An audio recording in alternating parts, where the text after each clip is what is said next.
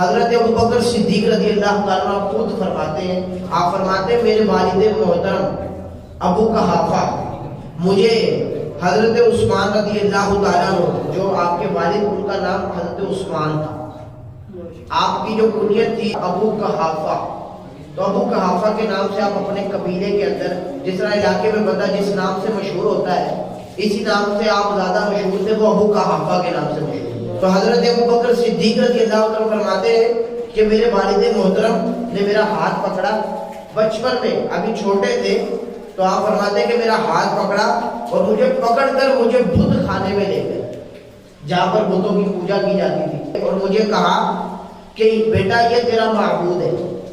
اس بت کے بارے میں ابو قحافہ نے کہا کہ بیٹا یہ تیرا معبود ہے، اس کو تم نے سجدہ کرنا ہے، اور کہا کہ تم اس کو سجدہ کرو۔ تو حضرت ابوبکر صدیق کہتے ہیں میں بت کے قریب ہوا اور اس کو کہا میں بھوکا ہوں مجھے کھانا کھلا۔ اس بت کو کہا میں بھوکا ہوں مجھے کھانا کھلا۔ حضرت ابوبکر صدیق کہتے ہیں اس بت نے مجھے کوئی جواب نہ دیا، دیتا بھی کیا بیچارہ۔ حضرت ابوبکر صدیق کہتے ہیں میں نے کہا مجھے کپڑے کی ضرورت ہے، مجھے کپڑے دو، مجھے کپڑے دو۔ اللہ کہتے ہو پھر بت منہ بند کر کے بیٹھا رہا، اپنی جگہ پہ ٹکا رہا۔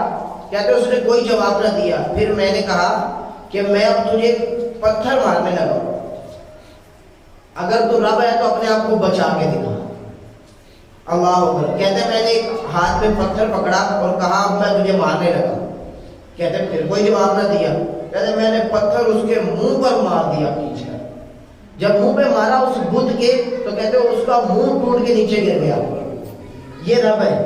ابو قحافہ میرے پاس دوڑتے ہوئے آئے، میرے بیٹے یہ کیا کیا؟ جو کچھ آپ نے دیکھا ابو جان میں نے وہی کیا کہ میرا باپ مجھے میری امی کے پاس لے گیا اور میری امی کو سارا واقعہ سنایا۔